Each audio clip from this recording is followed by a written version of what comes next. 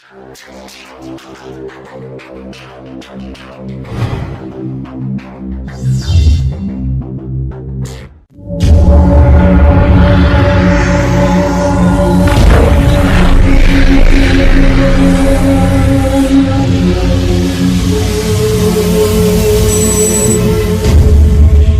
कहेंगे? Voice chart. इसको voice chart कह लो।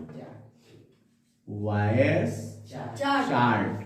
एक ही चार्ट में हम देखेंगे कि ये वायस जो है दोनों में कैसे होगा। टेंस एक ही रहता है, बस दोनों में ही बदल जाती है उनकी क्रियाएं। तो अब हम पहचानना है, हमारे सामने कोई सेंटेंस रखा रहेगा तो हमें पहचानना होगा क्या।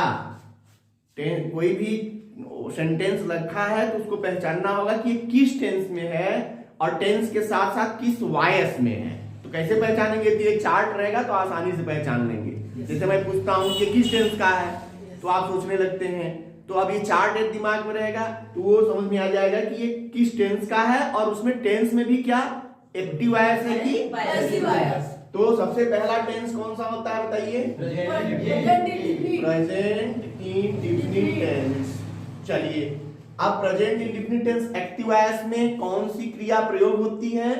तो एक्टिव वायस में होती है, इसमें दो रूल बनते हैं, या तो वर्ब का फर्स्ट फॉर्म लगता है या वर्ब फर्स्ट में यस या ईएस लगता है, ठीक है।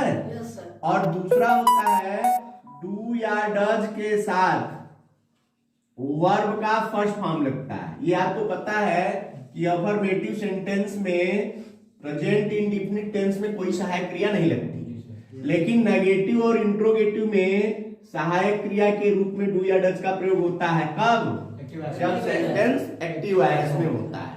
इतनी बात आपको आनी चाहिए। अब इनमें से कोई एक दिखे तो समझ जाओ कौन सा tense? Present indefinite tense active voice.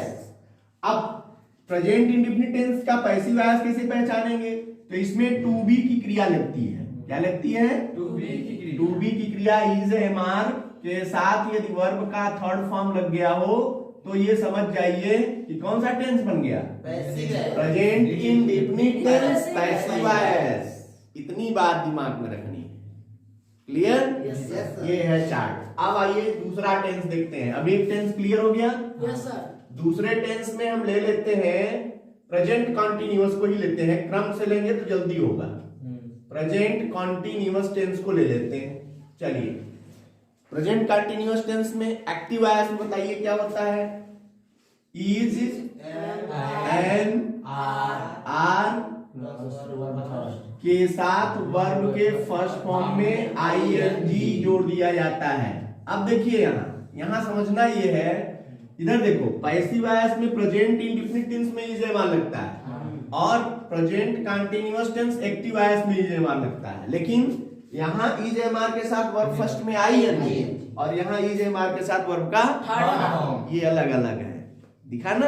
ये active voice present continuous tense और ये passive voice present indefinite tense. ये अंतर आपको समझना होगा। आप देखिए यहाँ जो है, जब पैसिव वायस बनाएंगे तो क्या होगा?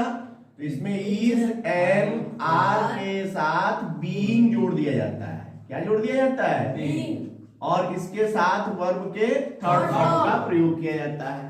अब देखो पहचान हो गई ना? पैसिव वायस दिखेगा आपको समझ में आ जाएगा। चलिए नेक्स्ट देखते हैं।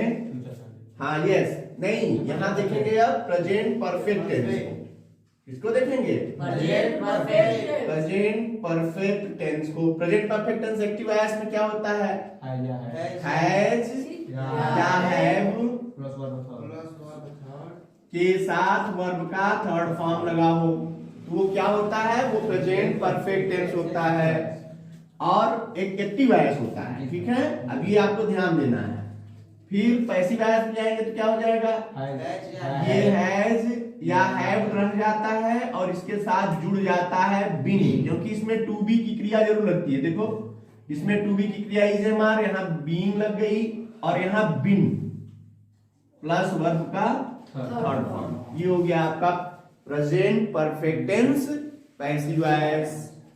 ठीक, आइए नेक्स्ट टेंस कौन सा होता है? Present perfect continuous. Yes, present perfect continuous tense.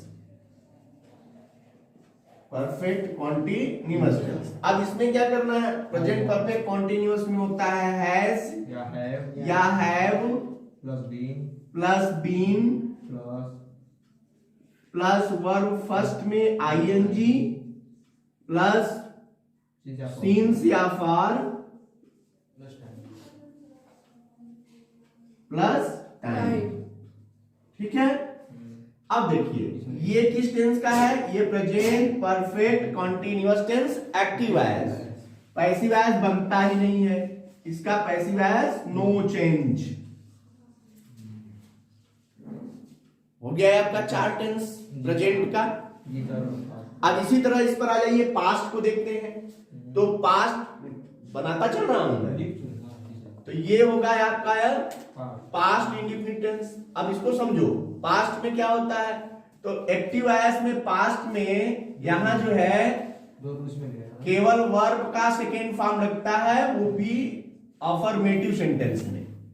और नेगेटिव सेंटेंस में जहां डू या डज लगा है वहां डिड लगता है। देखिए हम हटा किसको रहे हैं, ये दिमाग में बैठा लो कि मैं हटा किसको रहा हूं। पास्ट इंडेफिनिट टेंस हो गया ये।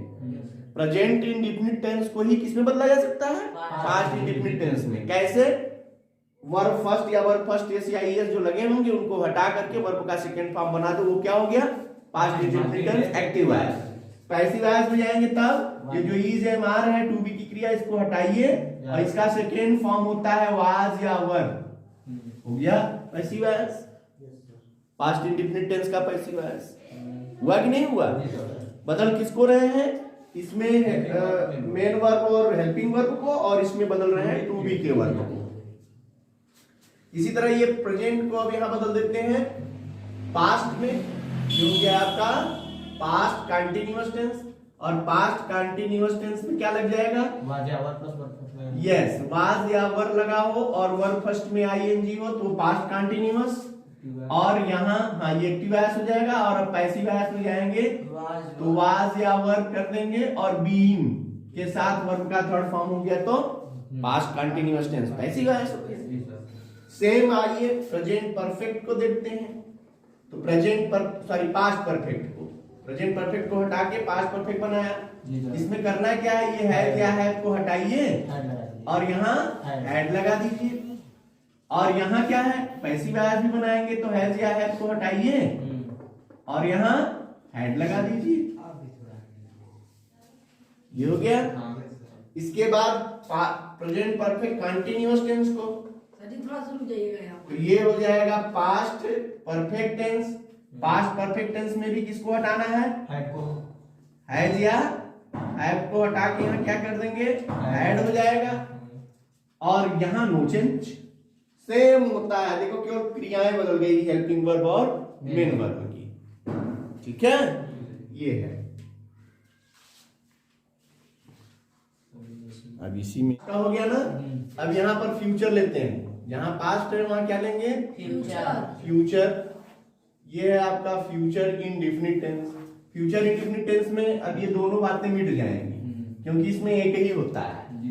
ठीक है, इसमें जो है ये एक होता है।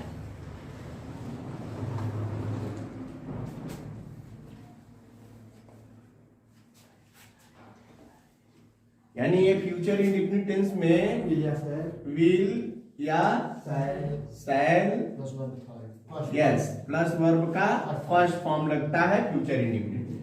जब आप पैसिव वॉइस बनाएंगे तो यहाँ जो टू बी की क्रिया होती है इसमें विल या शैल यस प्लस बी लग जाता है और प्लस वर्ब का थर्ड फॉर्म।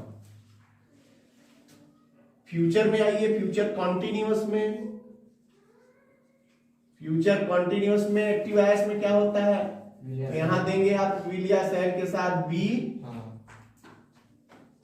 विल या शैल के साथ बी प्लस वर्ब फर्स्ट में आईएनजी। इसमें पैसिव वॉइस बनता नहीं है इसका। भाई 12 टेंस में कितने टेंस का पैसिव वॉइस बनता है, 8 का बनता है। तो 4 का टेंस तो 4 का पैसिव वॉइस तो ऐसे ही नहीं बनेगा। तो एक ये भी है फ्यूचर कंटीन्यूअस, जिसका पैसिव वॉइस नहीं बनता। अब आइए यहाँ फ्यूचर परफेक्ट टेंस को देखते हैं। तो ये फ्यूचर परफेक्ट टेंस है। फ्यूचर परफेक्ट में क्या होता है? तो यहाँ विल या शैल प्लस प्लस हैव, यानी विल या शैल में से कोई एक ले लेंगे, फिर हैव के साथ वर्ब का थर्ड फॉर्म जोड़ देंगे। ठीक है, पैसिव वॉइस बनाएंगे तो क्या हो जाएगा? यहाँ विल या शैल विल या shall plus have been, have been, been रहता है ना, विल या shall plus have been plus verb का third form. Future perfect tense में आइए, सॉरी परफेक्ट कंटीन्यूअस में, फ्यूचर परफेक्ट कंटीन्यूअस टेंस, इसमें क्या होगा? इसमें भी जो है विल या shall plus have been, verb first में आईएनजी सिंस या फार प्लस टाइम, इसका ही पैसिव वॉइस नहीं बनता। ये लो, ये नो चेंज हो गए, दो यानी फ्यूचर टेंस में केवल दो टेंस का पैसिव वॉइस बनता है। ये हो गया आपका। हाँ, अब वो तो साथ में सेट हो जाएगा, वो तो रूल में हो गया। अब इसके अलावा तो रूल तो है, ये है सब इम्पोर्टेंट। मुख्य क्या है कि पैसिव वॉइस बनाते समय हमें समझना है कि एक्टिव वॉइस है कि पैसिव वॉइस है। तो इस चार्ट को यदि हम दिमाग में रखेंगे तो फटाफट क्लियर हो जाएगा।